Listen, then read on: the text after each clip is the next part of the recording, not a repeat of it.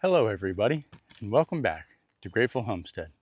Today we're going to do a garden tour and show you some of our wins and some of our fails. Come on, check it out.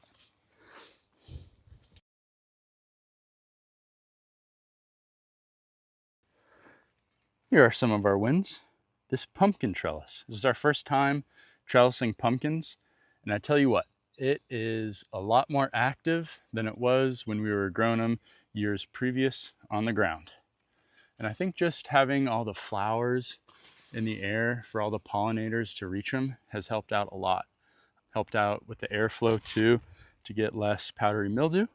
And plus it makes a very whimsical trellis.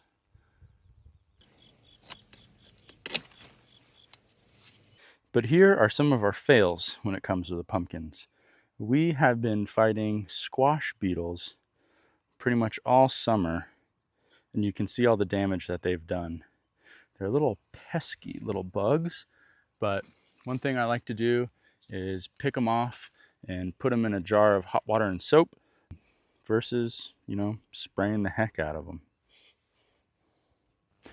And despite having all of these beetles and all of this damage, it's an organic farm, and we've done pretty well with our yield.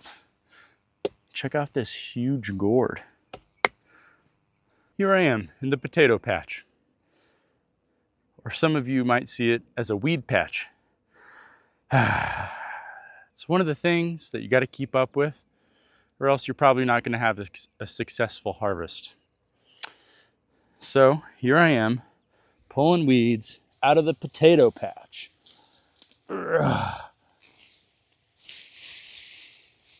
And you can see, if you let the weeds get too tall, your potatoes go with it. But we won't let these go to waste. We'll go ahead and eat them. That's okay that we have a couple weeds growing up in here, because this isn't the only thing we do. We got jobs, we got kids, meat chickens, goats, egg-laying chickens. Gardening is a passion of ours. It's fun, keeps us active, keeps us looking forward to something. And it's a lot of work. But when you got a lot of things going on, some things get overlooked. And here is our pitiful little carrot garden. I think we've had some rabbits to deal with, but this whole bed was covered in carrots. But I think next year what we'll try are pelletized seeds, which are just kind of coated in clay. We'll see if that has any difference in the success rate. It could have been the rabbits, maybe it was the seeds, who knows? So let's go ahead and pick one and see what we got. Nom, nom, nom, nom. Let's pick another one. That one was kind of crummy. Whoops. Ooh, a little baby carrot. Let's try a cluster. I don't think I'm cut out for growing carrots. These are not the best carrots I've seen. In the same bed, we have some banana peppers. They're not doing as great as our other peppers. I think they were getting a little competed out with the pumpkins and gourds. So, note to self, we're not going to plant peppers next to pumpkins again. But over here, our Roma tomatoes are thriving. Look at these. We'll let these go for a couple more days until they turn red and have a bountiful harvest. But we got more peppers and tomatoes to show you. I wouldn't technically call this a loss. We've been doing pretty good with our zucchinis. Two things: squash beetles love zucchinis as well. Another thing is we have the peach tree right above it that's kind of shading it out. You live and you learn. And some of them are coming out to this weird rounded shape. Interesting.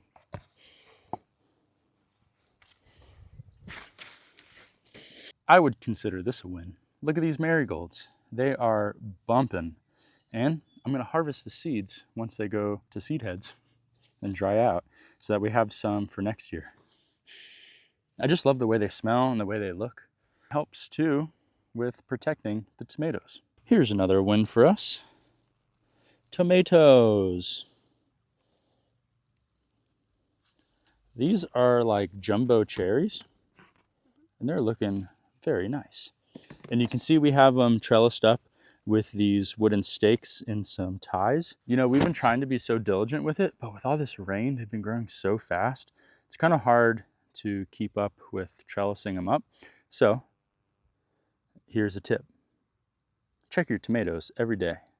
Stake them up, cut all off that lower foliage that's just going to get in the way, because you want nice airflow to have beautiful red tomatoes.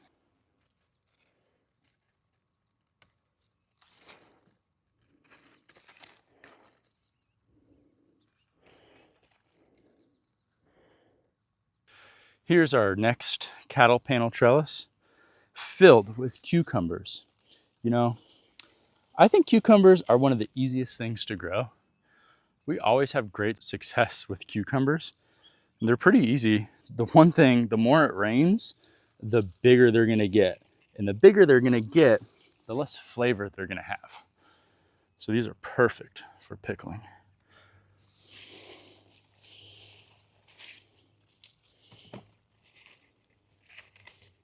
Oh my goodness. And you can see we do have a little bit of squash beetle damage, but they tend to just go for the leaves on the cucumbers. I haven't really had any trouble with them getting into the cucumbers themselves or the stalks. It's also nearing the end of July, so that's pretty much gonna end our growing season pretty soon. Ooh, look at this big boy. This is gonna be pretty watery. Not gonna be as flavorful as, say, this little cucumber. Still, I would say this is a big win. Oh my goodness. Okay. I think this one got overlooked. We'll be feeding this to the goats. Any more? Any more? Here's some more. It's really like a scavenger hunt. Look at that. We'll go ahead and harvest this little guy. If you want to get into gardening, the two first things I suggest planting: blueberries, because they come back every year, and cucumbers. You're going to get a huge success rate with cucumbers. All right, and on the other side of this cattle panel, we've got beefsteak, cherry, jumbo cherry, and aromas. These are all indeterminate, so they're going to just keep growing and growing and growing until they get a frost. So it's super nice because you get tomatoes for a very long time.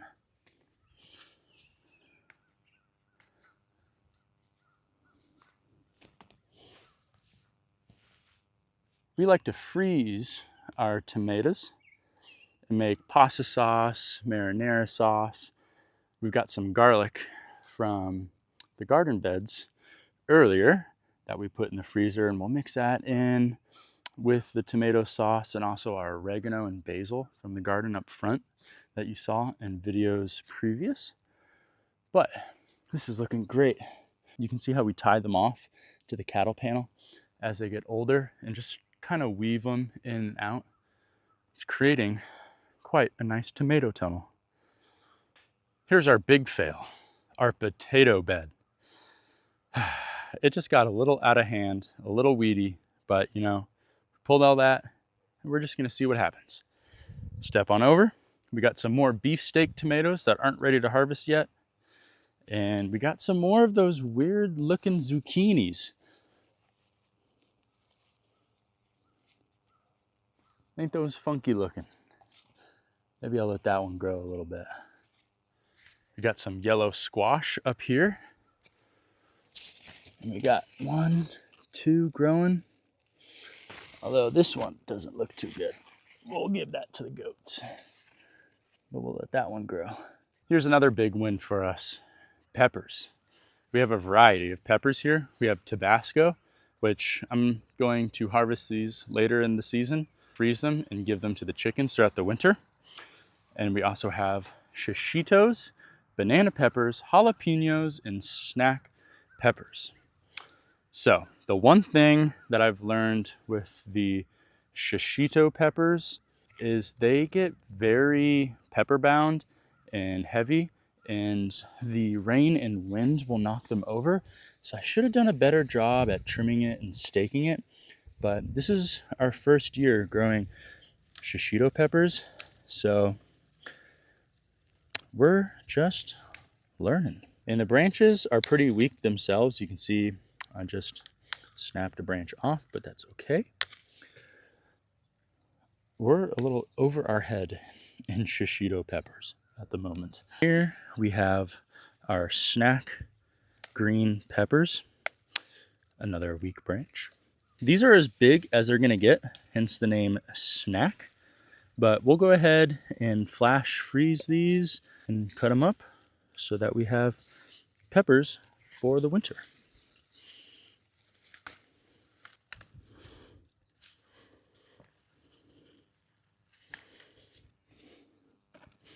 Fun fact that we learned about jalapenos, look at that.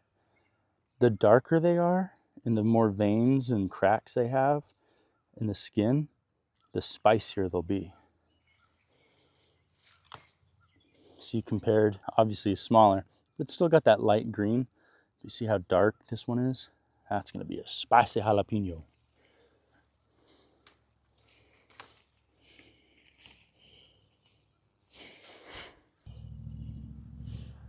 And one fun thing that we like to do with our jalapenos is make cowboy candy.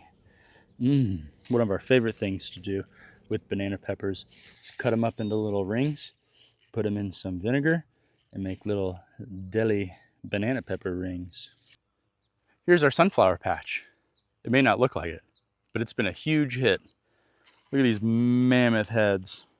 It's been really fun to see the golden finches harvesting the seeds, but we'll try and get what we can to plant for next year.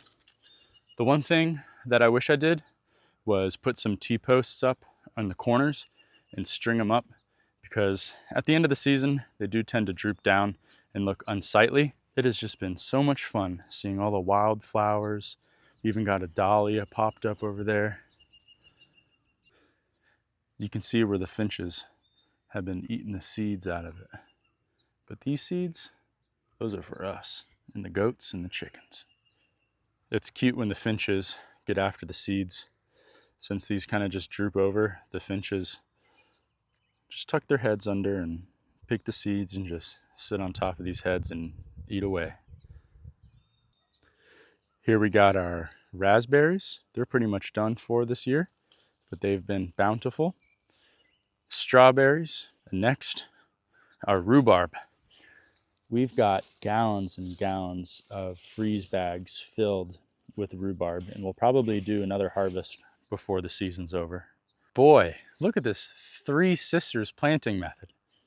I think I did it in the wrong stages, but we're gonna see what happens. We got some corn, peas, and somewhere in this mess are watermelons. And sweet potatoes over here. Next to our asparagus. We gotta cut these down pretty soon, but somewhere in here, trust me, there are sweet potatoes. So this is pretty much a mess. I think you're supposed to plant the corn, wait a month, then plant the peas. I just did it all together. We're learning, folks. And maybe next year we'll try a different method. The good thing is the peas are fixing the nitrogen in the soil, which helps out with the corn because they love some nitrogen. And we're gonna go ahead and grow corn in this bed next year. So all these peas are fixing that nitrogen, so that's gonna help them out a whole lot. And here's our kefir pear. I'm pretty proud of this guy. Planted it last year, and we've got about 2 dozen pears on here.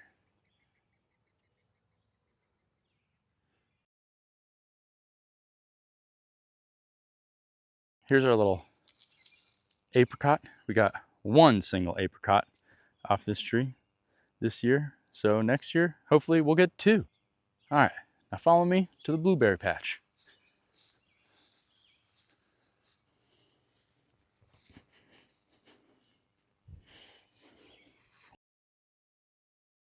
We have 12 different blueberry varieties here, and you can tell they are just going gangbusters. We gotta harvest these before the birds do.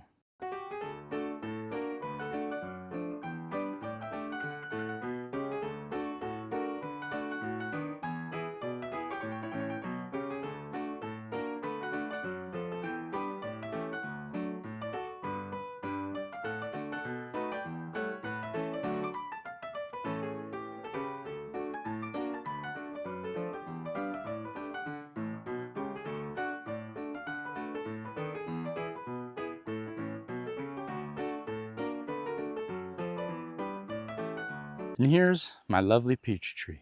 As you can see, we have a little boo-boo. Cue the footage. Well, this is a bummer.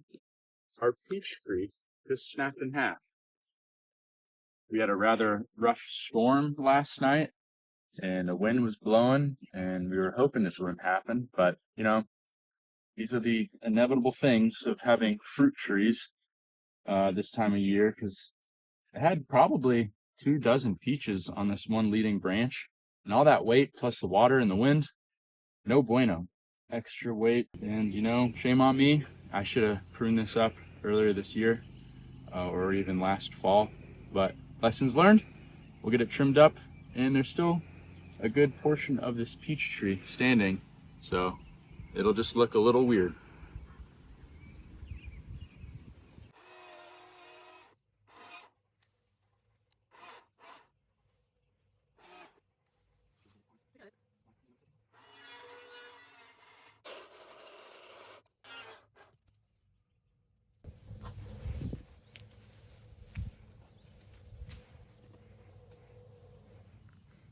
"17 peaches. They're pretty hard right now, but we'll leave them out, see if they ripen. We got a bunch of elderberries. We've got about 6 elderberry bushes here on the property, and last year we just let them grow and let the birds get to them. But now I think this year we'll be able to harvest a whole bunch of elderberries and make some syrup. Y'all saw us plant this cherry tree earlier this year with our fancy dancy electric auger. So we got 2 varieties of black cherry trees. Didn't get any this year, but I'm hoping in the next couple of years we'll have a bundle of black cherries. Well, everybody, thank you tuning in to this episode of Grateful Homestead. As you can see, I'm gonna need a bigger basket. And if you like this video, please give it a thumbs up, subscribe, and share with all your friends.